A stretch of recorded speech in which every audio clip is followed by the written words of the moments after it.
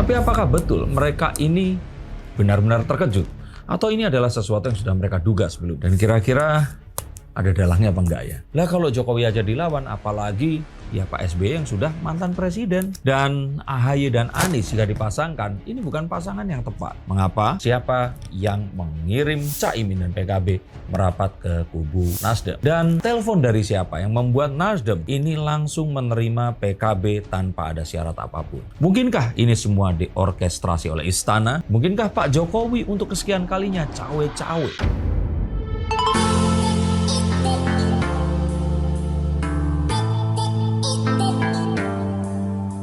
Halo Sensikers, kembali berjumpa bersama saya Denny Darko. Tidak ada yang namanya misteri, yang adalah tanda-tanda yang kita semua coba untuk mengerti. Partai Demokrat ini partai yang konsisten. Konsisten untuk apa? Konsisten untuk selalu drama. Setelah pengakuan keterkejutan mereka atas merapatnya Caimin kepada Nasdem, Demokrat ini langsung mengutus juru bicaranya Herzaki untuk mengatakan narasi tentang pengkhianatan, keputusan yang tidak etis, dan hal-hal yang secara langsung dan tidak langsung ini dituduhkan kepada Anies Baswedan dan Surya Paloh. Tidak hanya itu, pengakuannya ya ini dilakukan oleh kader yang sakit hati, tapi mustahil kader kalau nggak minta izin ke pusat berani melakukan itu. Melakukan apa? Penurunan baliho-baliho, spanduk, dan juga poster yang memuat foto ketua umum mereka, Agus Harimurti Yudhoyono, dengan bakal calon presiden usungan Koalisi Perubahan dan Persatuan, Anies Baswedan. Kecewa? Boleh saja. Tapi kelakuan dramatis yang mereka lakukan ini khas banget dilakukan oleh Partai Demokrat. Dan memang khas banget seperti yang dahulu sering dilakukan oleh mantan presiden kita, Bapak Susilo Bambang Yudhoyono. Depo yang selalu mellow, sering sakit hati, dan memang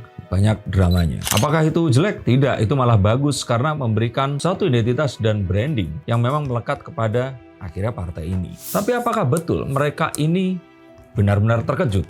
Atau ini adalah sesuatu yang sudah mereka duga sebelumnya? Dan kira-kira ada dalangnya apa enggak ya? Kita akan tahu dari kartu yang pertama, di mana politik ini adalah tentang mencari jalan untuk menang, menghalangi lawan kita untuk menang, dan melakukan banyak cara untuk mengantisipasinya. Sama seperti permainan catur. Sehingga saya pikir hal seperti ini sepertinya sudah deh diantisipasi oleh partai sebesar Partai Demokrat. Mereka harusnya tahu bahwa Mas Anies ini memang selalu terkenal dengan kesetiaannya, atau kalau saya boleh bilang keoportunisannya. Dia ini tidak pernah menjadi kader partai, dan dia akan selalu menumpang kepada kendaraan manapun yang akan bisa mewujudkan visi, misi, bukan, dia bilang selalu gagasannya. Maka harusnya mereka sudah tahu bahwa ya Anies akan mengendarai kendaraan yang paling cepat dan paling mutakhir yang bisa dia kendarai. Dan kali ini dia berpikir bahwa Nasdem ini masih memberikan banyak peluang lebih dibandingkan Partai Demokrat. Sehingga nothing personal, tidak ada yang personal tentang ini. Dan dalam politik kita sebenarnya sudah tahu, tidak ada kawan dan lawan yang abadi.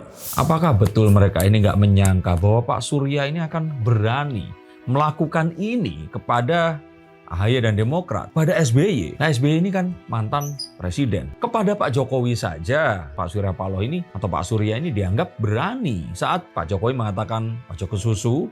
Nah, dia malah deklarasi Anies sebagai calon presiden usungan mereka, yang mana mereka ini loh masih di dalam pemerintahan. Lah kalau Jokowi aja dilawan, apalagi ya Pak SBY yang sudah mantan presiden. Dan seharusnya seperti yang saya sudah bahas, mereka akan tahu bahwa hubungan percintaan mereka ini sebenarnya ada hubungan percintaan yang tidak sempurna. Karena Demokrat pun sebenarnya tahu bahwa AHY ini elektabilitasnya nggak moncer-moncer amat. Dan AHY dan Anies jika dipasangkan, ini bukan pasangan yang tepat. Mengapa? Karena basis pemilih suara AHY ini masih banyak sekali yang beririsan dengan pemilih Mas Anies. Sehingga mereka tidak akan bisa mengakuisisi daerah-daerah yang dianggap sebagai kantong suara yang harus mereka kuasai, Jawa Tengah dan Jawa Timur. Tapi seharusnya Demokrat pun ini sudah tahu bahwa sejak awal Pak Surya ini kan berusaha untuk memasangkan Mas Anies ini dengan calon-calon yang berasal dari NU atau PKB. Dengan Bu Khofifah, Mbak Yeni Wahid, bahkan nama-nama seperti Pak Mahfud MD pun ini disebut karena dianggap mewakili suara-suara yang akan bisa mengeruk kantong suara di Jawa Timur dan Jawa Tengah.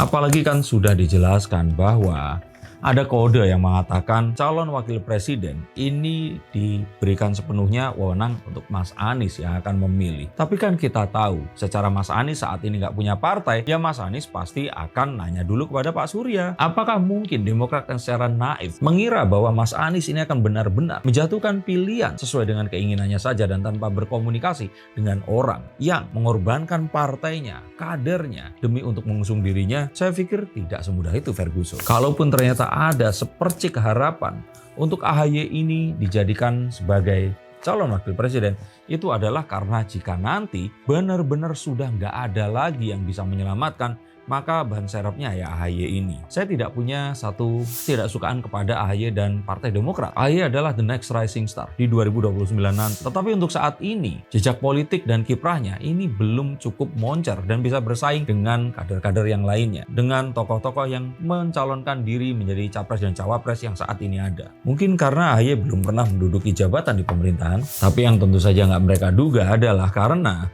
mereka mengira PKB ini sudah merapat kepada Prabowo dan tidak akan mungkin tiba-tiba menyalip di tikungan dan merapat ke Nasdem.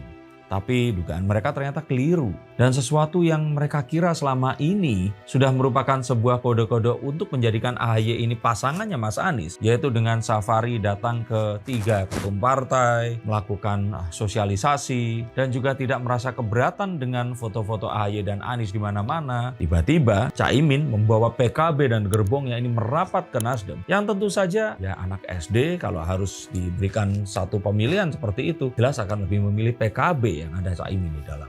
Tampak akhirnya Dewan Tinggi Partai Demokrat ini langsung mengadakan rapat dan memutuskan untuk keluar dari Koalisi Perubahan untuk Persatuan Indonesia dan menyatakan tidak akan mendukung Anies dan Caimin atau mungkin Anies dan siapa karena rasa kecewanya ini tadi. Kira-kira apa yang akan terjadi? Pada kubu manakah AHY dan Demokrat ini akan merapat? Saya rasa ini semua akan baru ketahuan jika kita akan mendapat keterangan atau petunjuk sebenarnya siapa yang mengirim Caimin dan PKB merapat ke kubu Nasdem. Dan telepon dari siapa yang membuat Nasdem ini langsung menerima PKB tanpa ada syarat apapun. Mungkinkah ini semua diorkestrasi oleh istana? Mungkinkah Pak Jokowi untuk kesekian kalinya cawe-cawe dalam konsentrasi partai politik yang akan memenangi pemilu di 2024 nanti? Silahkan saksikan di konten berikutnya karena saya akan mencoba mencari tahu betulkah ada Jokowi di balik semua ini. Kalian semua yang dibacakan kartunya silahkan hubungi nomor di bawah ini. Terima kasih, silahkan subscribe dan like jika kalian menyukai konten saya dan sampai jumpa di konten yang berikutnya. Salam.